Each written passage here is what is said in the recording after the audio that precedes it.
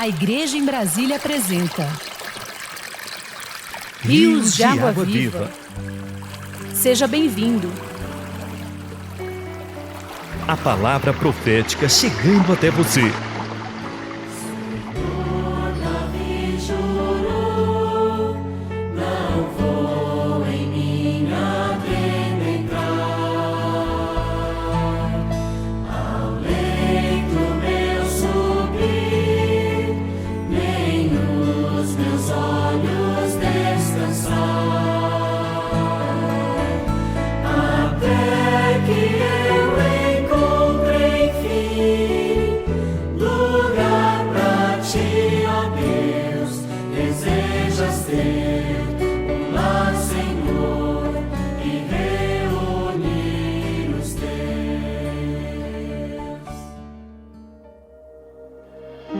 Dias mais sábios.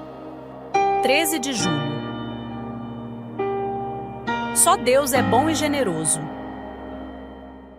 Ao generoso muitos o adulam, e todos são amigos do que dá presentes. Provérbios 19, 6. Quem não gosta de receber presentes? Muitos adulam a quem é generoso, pois todos são amigos do que dá presentes. O que impede de um homem ser generoso é o seu apego às riquezas. Um jovem que tem observado os mandamentos desde a sua juventude perguntou a Jesus que fazer para herdar a vida eterna. Jesus olhou para ele e o amou e disse: Só uma coisa te falta. Vai, vende tudo o que tens, dá aos pobres e terás um tesouro no céu. Então vem e segue-me. Ele se retirou triste porque era dono de muitas propriedades. O mesmo ocorre quando fazemos ofertas de riquezas materiais. Paulo ensina aos coríntios um princípio: quem semeia pouco também ceifará, e o que semeia com fartura com abundância também ceifará. Falta-nos a percepção de que um só é bom e generoso: Deus. Ele nos dá o ar que respiramos, a água que nos mantém vivos e o pão que nos sustenta. Você já o agradeceu por isso? O nosso Pai Celeste faz nascer o sol sobre os maus e bons, e vir chuva sobre justos e injustos. Como seus filhos, Ele deseja que sejamos perfeitos como perfeito é o nosso Pai Celeste, a ponto de amar até os inimigos e orar pelos que nos perseguem. Isso sim é a generosidade. O nosso Deus é o próprio doador universal para todas as necessidades do homem. Deus é amor, e amor significa doação.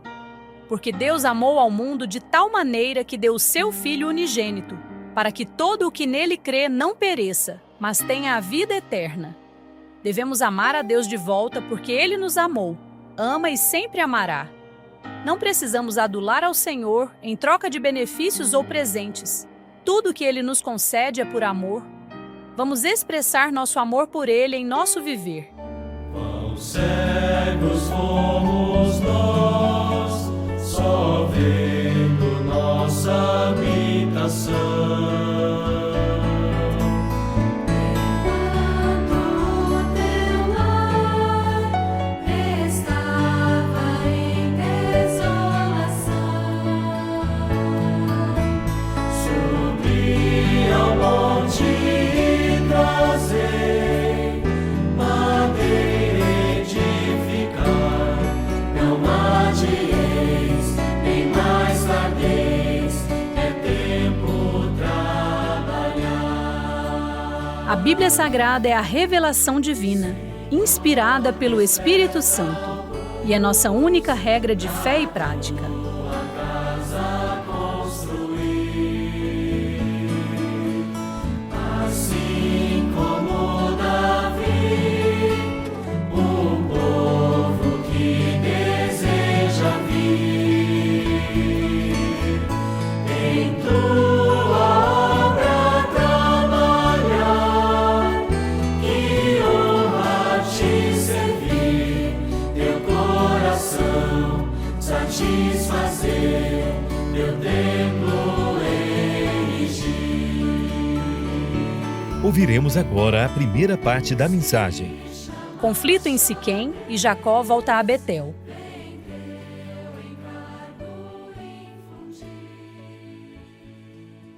Sejam todos muito bem-vindos.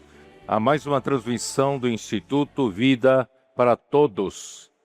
Tema geral: Gênesis transformado para reinar. Mensagem 43. Conflito em Siquém. E Jacó volta a Betel. Gênesis 34, versículo de 1 a 31, 35, versículo de 1 até 15. Nós havíamos visto Jacó precisava ser transformado, pois ele era um suplantador e ele tirou do seu irmão o direito de primogenitura e também a bênção de seu pai. Mas isso tudo estava já dentro do propósito de Deus, porque Deus amou a Jacó e aborreceu de seu irmão Esaú.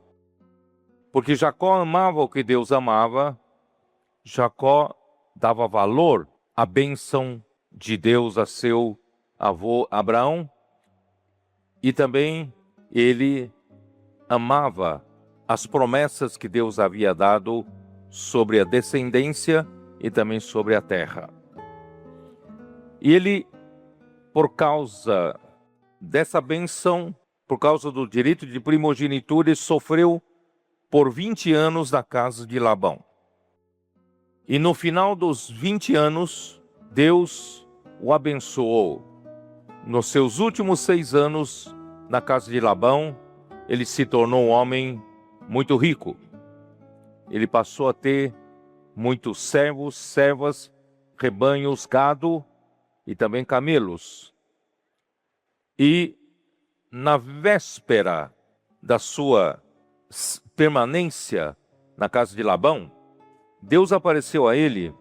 Acho que vale a pena nós lermos novamente Gênesis 31, versículo 13. Eu sou o Deus de Betel, onde ungiste uma coluna, onde me fizeste um voto. Levanta-te agora, sai desta terra e volta para a terra de tua parentela. Muito bem. Depois disso vem toda aquela história de Labão persegui-lo até o seu encontro com seu irmão Esaú. E depois que ele se separou de Labão, ergueu uma coluna ali, e ali fizeram um montão de pedras para testemunho de que de lá Labão não o perseguirá mais e também Jacó não atravessaria para os lados de Labão. E essa coluna significa a segunda etapa da sua transformação. Deus queria fazer uma transformação mais profunda e mais interior na vida de Jacó. Daí vem o grande risco de ser morto pelo seu irmão, que vinha ao seu encontro com 400 homens. Jacó, de fato, teve muito medo. Até orou a Deus, mas Deus havia prometido que estaria com Jacó. Não precisaria ter medo. E depois de toda essa história, Esaú foi embora para sua casa e Jacó desceu pelo ribeiro de Jaboque, e nós vamos ver então a sequência dessa palavra, né? Nós vimos na mensagem anterior, versículo 18 do capítulo 33 de Gênesis: voltando de Padã Arã, chegou Jacó são e salvo à cidade de Siquém, que está na terra de Canaã, e armou a sua tenda junto à cidade. Irmãos, isso é muito significativo. Jacó já tinha muitos rebanhos, gado, servos, servas, muitos animais e camelos. No entanto, quando chegou em Siquém, ele armou a sua tenda junto da cidade. Porque onde há uma cidade, há todo um conforto, uma logística mais fácil de conseguir viver com a sua família, os suprimentos, mercados etc, etc, etc. Por isso que ele armou sua tenda junto da cidade. No entanto, ele tinha ainda muitos animais, muitos rebanhos, gado, né? Camelos, servos e servas. Por isso, no versículo 19, a Bíblia registra a parte do campo onde armara a sua tenda, ele a comprou dos filhos de Amor, pai de Siquém, por 100 peças de dinheiro. Então, a parte do campo, para ele colocar todos os seus animais, ele comprou por 100 peças de dinheiro. E levantou ali um altar e lhe chamou Deus, o Deus de Israel. Isso já lemos a mensagem anterior. Mas eu quero chamar a atenção aqui que ele comprou uma terra para colocar os seus animais, colocar os seus bens ali. Coisa que Abraão jamais fez isso. Abraão peregrinou na terra da promessa. Deus havia prometido dar aquela terra para ele, mas ele peregrinou como estrangeiro na terra, porque ele não era da terra de Canaã. Ele vinha de Padã em Arã, e ali ele era um estranho. Mas ele jamais comprou um pedaço de terra para ele ficar tranquilo e se estabelecer. Porque ele acreditava em Deus que ele era o quê? Um peregrino na terra.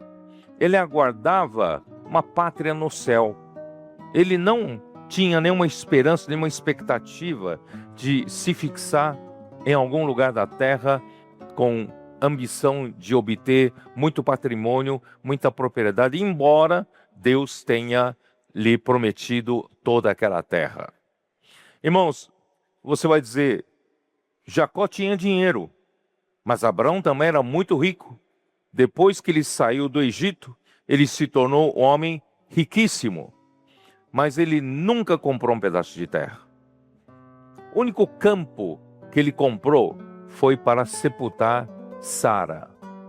Ele comprou de um heteu, um hitita, e ele comprou de Efron um campo, e no final do campo havia uma caverna chamada Caverna de Maquipela, onde ele sepultou Sara, e mais tarde ele mesmo foi sepultado, e mais tarde próprio Isaac e Rebeca também foram sepultados na Caverna de Maquipela.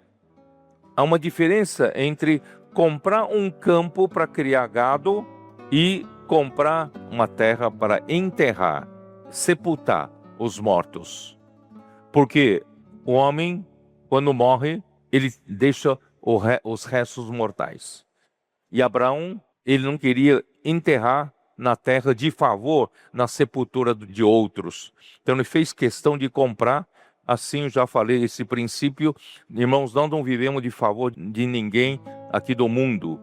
Todo o que nós obtemos aqui, nós pagamos com preço, com custo. No entanto, irmãos, nós também não compramos campo, terra, meramente para a nossa tranquilidade, porque nós não pertencemos a esta terra. Aí, por que Jacó agiu diferente? Isso para mostrar, irmãos, Jacó, ele tem um pensamento mais perto de nós, homens naturais, né? Ele é mais lógico.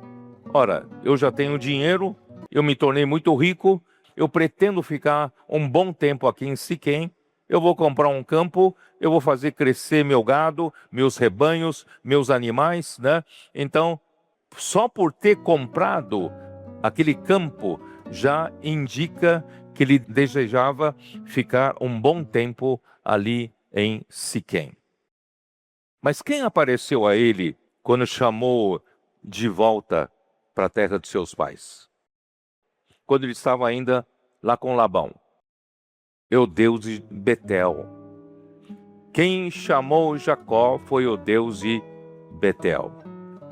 E Deus de Betel lembrou a Jacó onde você ungiu uma coluna, onde você fez um voto. Você pode ter esquecido, mas eu não esqueço. Irmãos, um dia você ungiu uma coluna em Betel. Um dia você viu a visão da igreja. Você viu a visão da vontade de Deus, do encabeçamento de Cristo, da edificação da igreja, e você se consagrou para essa visão em Betel. Quem aqui já fez uma consagração em Betel? E um dia você viu que Cristo para você não é apenas para seu conforto, está a seu serviço, para sua comodidade. Cristo em você é para tornar você uma coluna para a edificação da casa de Deus. Então você levantou aquela pedra e você entornou azeite, ungiu aquela pedra. Você um dia, você se comprometeu de que você iria edificar a igreja do Senhor. Assim como nós cantamos, Davi um dia jurou que ele não ia dar descanso às suas pálpebras enquanto o Senhor não tiver uma casa edificada. Um dia nós fizemos esse voto, não fizemos? E você pode ter esquecido. E você no meio do caminho prosperou em negócio, prosperou em animais, você prosperou em ter muita propriedade, passou a ter muita ocupação em determinada situação e você ficou em Siquém. Você não queria mais prosseguir. Teu negócio estava prosperando em Siquém e você então esqueceu do seu voto, esqueceu da sua consagração em Betel. Mas Deus, Ele sempre tem um jeito de te tirar de Siquém. Deus queria tirar Jacó de Siquém. Jacó, aqui não é o seu destino final. Aqui é lugar de passagem. O seu destino é Betel. O seu destino final é a edificação da casa de Deus. Portanto, irmãos, se nós esquecemos o voto que fizemos, o Senhor não esquece. Se nós esquecemos da consagração que nós fizemos para edificar a casa do Senhor, se nós fizemos um compromisso de nós arcarmos com a responsabilidade, as cargas para a edificação da casa de Deus como uma coluna, o Senhor não esquece. Um dia o Senhor vai cobrar. E chegou a hora da cobrança. E essa cobrança custou caro. Custou caro para o Jacó. Por quê? Então vamos ver o capítulo 34. O capítulo 34 eu vou praticamente ler como uma história e vocês vão ver em que enrascada Jacó se meteu. Tá? Capítulo 34, versículo 1. Ora, Diná, filha que Lia dera à luz a Jacó, saiu para ver as filhas da terra. Viu-a Siquém, filho do heveu Amor, que era príncipe daquela terra, e tomando-a, a possuiu e assim a humilhou. Sua alma se apegou a Diná, filha de Jacó, e amou a jovem, e falou-lhe ao coração. Então disse Siquém a Amor, seu pai, consegue-me esta jovem para esposa. Quando soube Jacó que Diná, sua filha, fora violada por Siquém, estavam os seus filhos no campo com o gado, calou-se, pois até que voltassem. Irmãos, quem era Siquém? Siquém era filho de Amor. Quem era Amor? Amor era um governador daquela região, um homem poderoso, um homem influente nessa comunidade.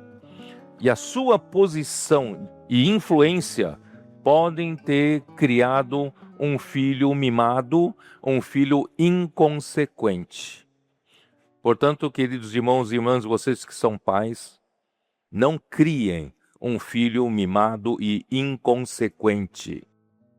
Cuidem de criar na disciplina do Senhor. Cuidem seus adolescentes, coloquem-os na casa de adolescentes, para eles inculcarem a palavra do Senhor e que serem criados na palavra do Senhor.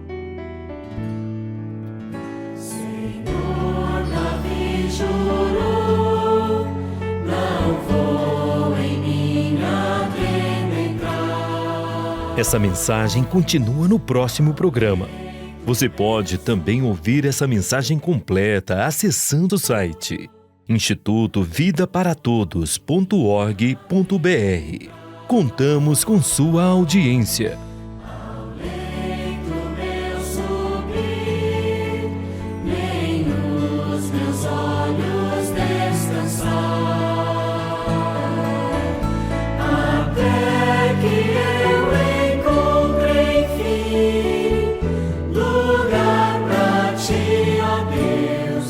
Desejas ter um lar, Senhor, e reunir os teus. Alimento diário. Série Gênesis, transformado para reinar. A transformação e a salvação completa de Deus.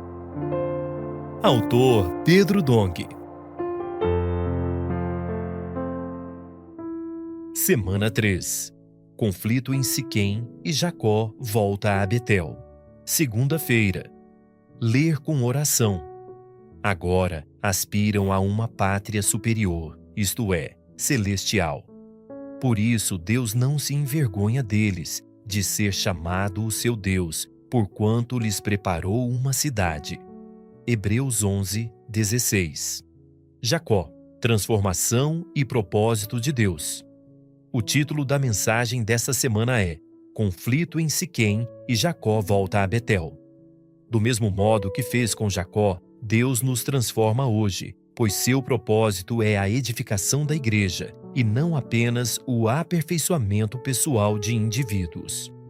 Assim, o Senhor precisa moldar-nos para que deixemos de pensar exclusivamente em nosso conforto e segurança e nos consagremos para realizar sua vontade.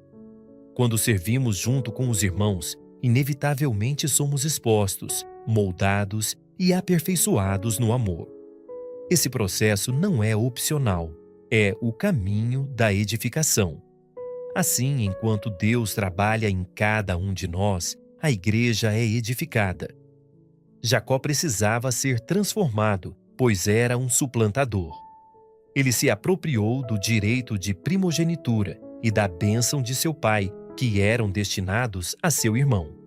Porém, tudo isso estava dentro do propósito de Deus, pois ele amou Jacó e se aborreceu de Esaú. Jacó amava o que Deus amava. Ele valorizava as promessas acerca da descendência e da terra. Jacó sofreu 20 anos na casa de Labão. Ao final desse período, Deus o abençoou. Nos últimos 6 anos, ele se tornou um homem muito rico, com muitos servos, servas, rebanhos, gado e camelos. Na véspera de deixar a casa de Labão, Deus lhe apareceu e disse: Eu sou o Deus de Betel, onde ungiste uma coluna, onde me fizeste um voto. Levanta-te agora, sai desta terra e volta para a terra de tua parentela. Gênesis 31, 13. A partir daí, as Escrituras relatam a perseguição de Labão e o reencontro com Esaú. Por considerar que Jacó havia levado suas filhas como cativas e furtado os ídolos do lar, Labão intentava fazer mal a Jacó. Mas Deus o impediu. De noite, porém, veio Deus a Labão, o arameu, em sonhos, e lhe disse: Guarda-te, não fales a Jacó, nem bem nem mal. Gênesis 31, 24. Após o encontro e superado o conflito, Jacó e Labão ergueram uma coluna e fizeram um montão de pedras como testemunho da aliança entre os dois. Essa coluna representa a segunda etapa da transformação de Jacó. Deus queria trabalhar mais profunda e interiormente na vida dele. Surge então outro grande risco, o encontro com Esaú, que vinha a seu encontro com 400 homens. Jacó temeu e clamou ao Senhor. No entanto, Deus era com ele, e o encontro foi de paz. Tendo Esaú voltado para sua casa, Jacó partiu para Sucote e se deteve na cidade de Siquém. Voltando de Padã-Arã, chegou Jacó são e salvo à cidade de Siquém, que está na terra de Canaã, e armou a sua tenda junto da cidade. Gênesis 33, 18. Das escolhas de Jacó, podemos extrair princípios espirituais profundos que se aplicam à nossa vida hoje. Ele possuía muitos rebanhos, gado, servos, servas e camelos. Ao chegar a Siquém, não apenas armou sua tenda, mas fez uma escolha: permaneceu ali. A cidade oferecia conforto e maior facilidade para viver com a família, suprimentos, comércio, organização. Tudo era mais prático, seguro e estável.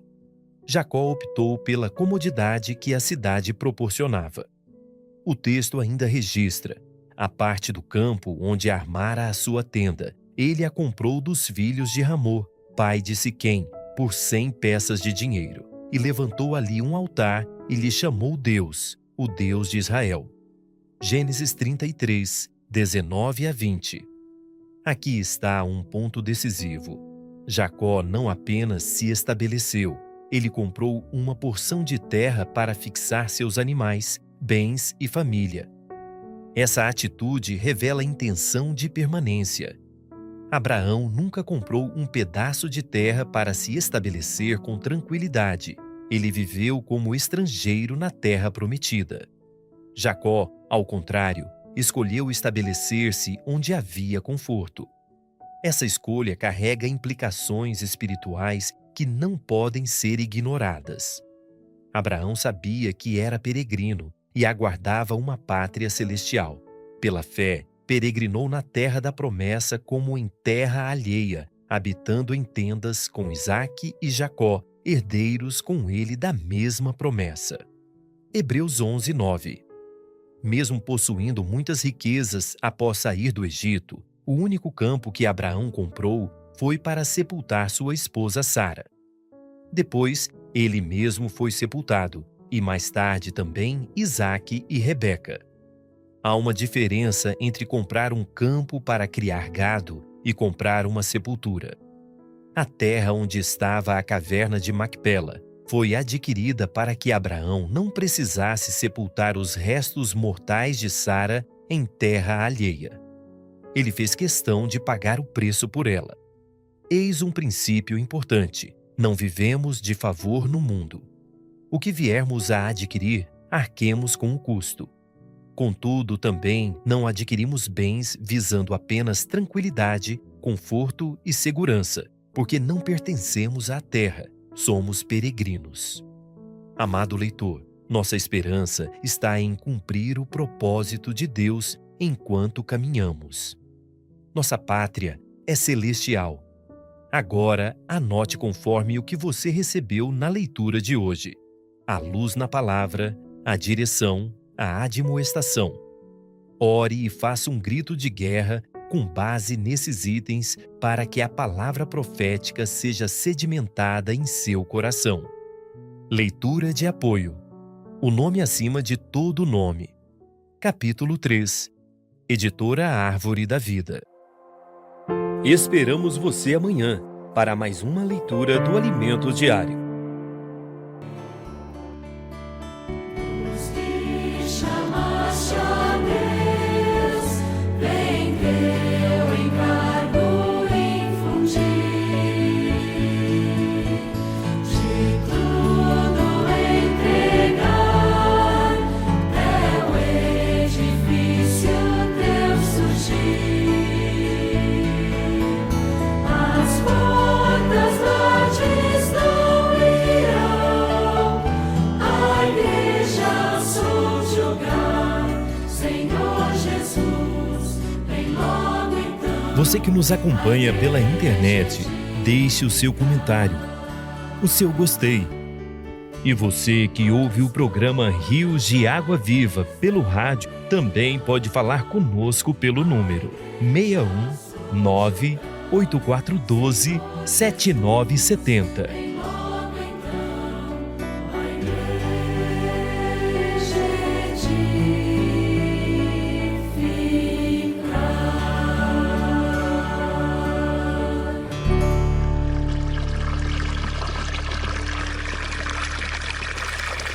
Acabamos de apresentar o programa Rios de Água Viva. Obrigado pela sua companhia e até o próximo encontro.